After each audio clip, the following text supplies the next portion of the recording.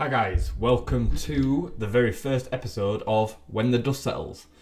So I've streaming this directly through my Streamlabs for the first time, so it's a little bit of a trial and error. I've gone live a little bit unready and unprepared, but ultimately the topics of conversation today, and hopefully we might get a few people coming through to the stream for the first time today. I do need to start sharing it via Twitter before I go live as well, just to hopefully help the engagement.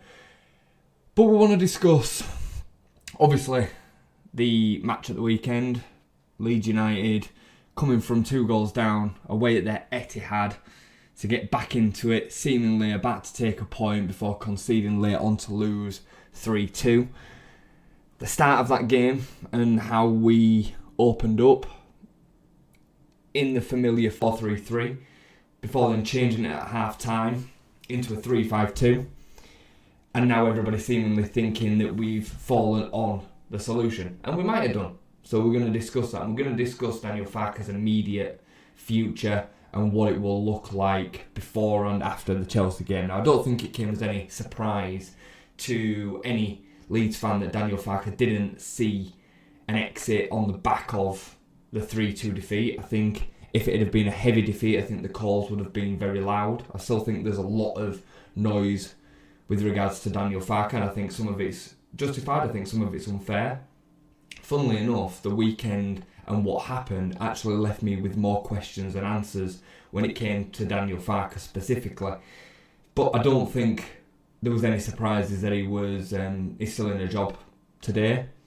We follow Manchester City up on Saturday with a very tough home game against Chelsea, who have just held Arsenal to a 1-1 draw at home with 10 men for the best part of 70 minutes.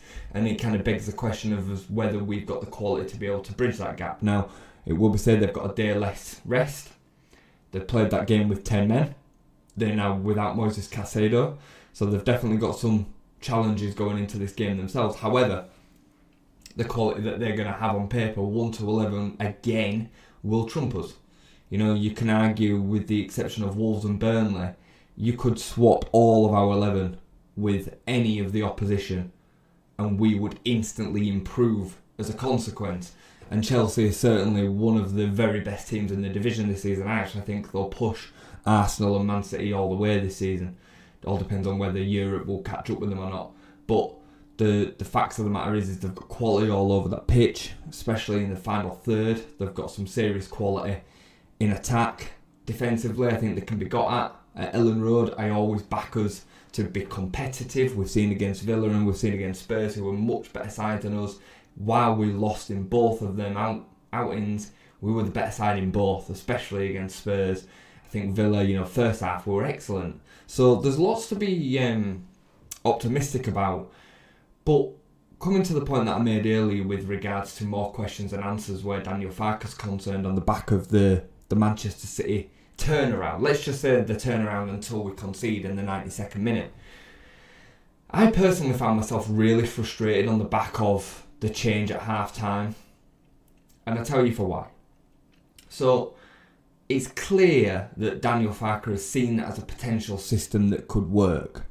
We're going away from home against one of the best teams in the division.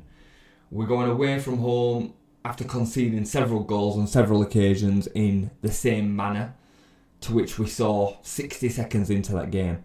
Now, Daniel Farke's solution for putting that right was to change the players. We see Gabby Goodmanson come out, which I didn't mind, and we see Noah Okafor come out, I also didn't mind.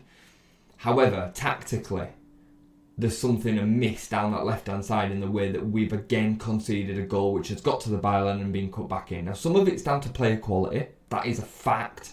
The concentration levels of lower quality players and players with less capability is exactly what happens after 60 seconds in that game. We concede in exactly the same manner. Daniel Farke must be losing his absolute mind, because I'm sure he will have worked on it. But when it works again, it's a combination of manager, tactics and players. Yeah, it's not just down to one raw ingredient, in my opinion. We were terrible in the first half. We couldn't lay a punch on them, and I was very much in the realms of just once again saying that this was down to player quality. What can we do? At half time, he makes the change, and my response to this was desperation. If you are now making this change at half time, going 2 up front, 3 at the back, at this point, it's desperate, and it looks desperate, it feels desperate. And it probably was desperate. His job was probably on the line. But where is the bravery? Where is the tactical kind of nous to do that from minute 1? I've been a staunch defender of Daniel Farke. And to a level I still am. Because I think that I personally think whoever comes through the door after Daniel Farke will struggle to do any better with the players that he's got. But if he's been working on a 3-5-2, and he must have been working on a I'm going to call it more of a 5-3-2 to be honest. If he'd been working on a 5-3-2 in the week, in the run-up to this game, with the potential of it being a solution for Manchester City, why are we not running with it from the start? Why are we running with the same formation again that is leaving us open in them areas, that is compounding our problem of lower quality, leaving the striker isolated, making it difficult to get to the creative players in the wingers? Why are we still doing that against a team that is going to be so heavy dominant of the ball? And I just find myself scratching my head, if I'm honest. I would have rather, from a Daniel Farke opinion perspective, just him maintain what the situation was, because this has shown that he hasn't been brave enough to do it from the get-go. And like I said, it leaves me with more questions than answers about Daniel Farke. I think desperation took over. Do I think that this is an automatic now solution to all of our problems? No, I don't. And Daniel Farke kind of said as much on the back of the conversation, back of the presser. You know, it's very different to do this for 45 minutes, 2-0 down, away from home when the game is already gone. To do this from the get-go in a situation at Ellen Road where we're more expecting to be on the front foot. Have we got the players to do this? Jacoby all fits more seamlessly into a 5-3-2, but do the rest of the team? Has Jayden Bogle and Gabby Goodmanson got the legs to be up and down that wing in the way that a full-back or a wing-back needs to be for 90 plus minutes? My guess would probably be no. How do we then get the more creative players into the team if we're playing a 5-3-2? Willie Gnonto, Dan James, Noah Okafor are all going to struggle to start in that formation. Noah Okafor could play as a second striker, but that's not his natural position. Dan James and Willie Gnonto are basically null and void. You can't fit them into that system. I don't see how that would work. We're without Anton Stack and Sean Longstaff for this weekend. Have Tanaka, Gruev and Ampadu got the capabilities, the quality, the legs to perform as a 3 up and down the pitch in a formation and a style and a tactic that depends so much on output, legs across the pitch and quality? I mean, personally, I think we all know the answer. The answer is no. You know, Ilya Gruev, while I think he off the ball offers us a lot, technically on the ball he's so limited. He's miles away from being a Premier League footballer, and he creates real problems with us then being flexible within a 5-3-2. I don't see how it really works. I saw somebody the other day said that Noah Okafor should play as the 10 with Tanaka and Ampadu behind him. We would get absolutely ran through. We would be the Bonnie Blue of the football world. Like, we would be absolutely mullered if we did that. I've got no problem with Noah Okafor being outside, even though I think he is our actual X factor within the side. I actually think he causes a lot of problems, and I think, you know, the Aston Villa game as an example was a damning indictment of that. He was so far off the boil, his performance was woeful. So you're then left with your quality being on the bench because you're unable to put them into the system in which you're playing.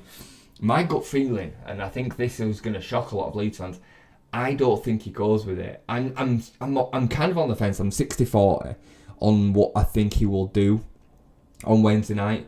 But if I had to put money on it, I would guess that he will revert back to the 4-1-4-1 or the 4-2-3-1, however you kind of want to look at it. It's not really, or a 4-3-3. It's more 4-3-3 really. I think he'll revert back to the 4-3-3. And I think he will do that because at home it's worked. We've been unfortunate against Newcastle not to win. We've been unfortunate against Bournemouth not to win, both of which are better sides than us. We were unfortunate in the Villa game and the Spurs game, both not to win them games, but certainly not to draw them. So I think he will revert to type, and I think it will probably be his undoing, because I think the fans will expect 5-3-2 now because it worked in that second half. That's how fans work. They just are very much a case of, oh, it worked in that half, so that means that this is a permanent solution. So he's damned if he does, he's damned if he doesn't, because it could be the actual undoing of him going to the 5-3-2. We get walked through and we lose the game, but then he loses the fans who are going to be up for the Chelsea game from minute one if he goes with the 4-3-3. That's just the truth. What did the weekend do to Willie Gnonto and Dan James? My opinion to that is it doesn't really matter. The players within a squad that have to accept that the game was going away from us and the manager needed to do something different. Dan James, I thought, got into a couple of good areas in the first half, but he had very limited to work for. I thought Willie Gnonto had a really poor half, put us under a lot of pressure defensively, didn't track his man for the first goal, his fault. But we've seen that through Okafor, we've seen it through everybody that's played down that left side, we've seen it through Jack Harrison as well. And Willie Gnonto is not the answer that a lot of fans think that he is. We've been saying this for 3 years on the West Yorkshire Football Show, and I'm going to continue to say it. He's a decent, upcoming, real bottom end Premier League, top end Championship squad player. He is yet to fulfil his full potential. He's still only really young, so he has got time. But Leeds fans talk about him like he's the second coming of Rafinha, and the reality is he's not. He's just not. He never has been. He had 2 or 3 really good games in the Premier League. Sam Allardyce took over and said, how can you have Willie Gnonto not playing? That's what he said in his Tippy Tappy podcast before taking over as manager.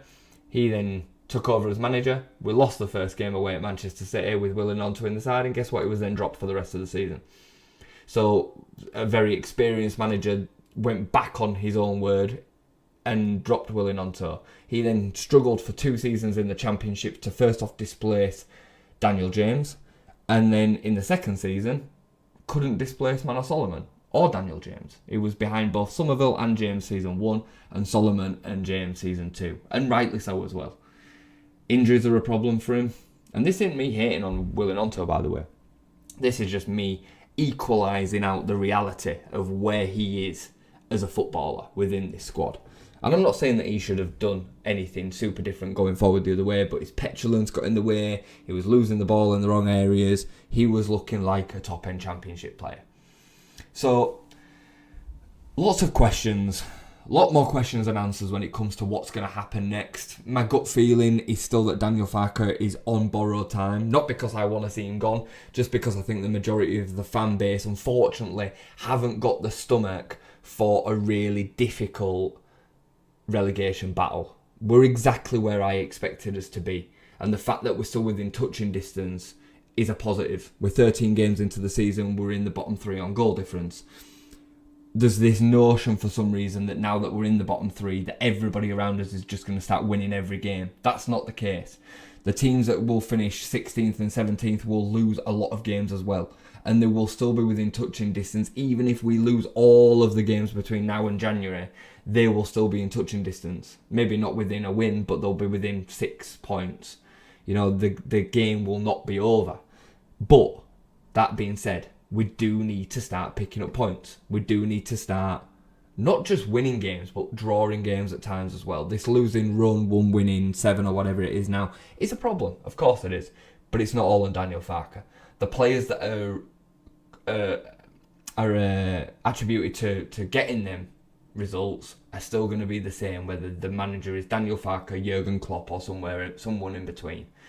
So we need to, as a fan base, get right on board with backing whoever the manager is until Daniel Farke's gone. It's him and the players, and we need to make Ellen Road an absolute bear pit on Wednesday night.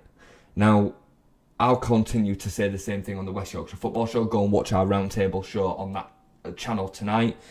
And I will continue to say the same on this channel in front of whoever does end up picking up watching this video. We are as responsible as the players and as Daniel Farke right now of helping with this relegation battle. It is not all on, excuse me, it is not all on the players or the manager to bridge this gap. We have to help as well. The gap is so big, we have to make Ellen Road an absolute bear pit, and I'm sure the Leeds fans will do that on Wednesday night. And Daniel Farke can help himself by playing to the crowd a little bit with a 5-3-2. I do think that. I don't know if he will. My gut instinct will tell me he won't. But I think if he wanted the best opportunity to get a result on Wednesday night, on the back of what happened at City at the weekend, I would say go with the 5-3-2. So anyway, thank you so much for anybody that picks up watching this video. Like and subscribe. Let's get the message spread a little bit louder. I would love to be able to gain a little bit of a community on here that is going to allow me to get a more positive and direct, straight talking message in front of the Leeds fans. So thank you so much for watching. Like and subscribe, and I will see you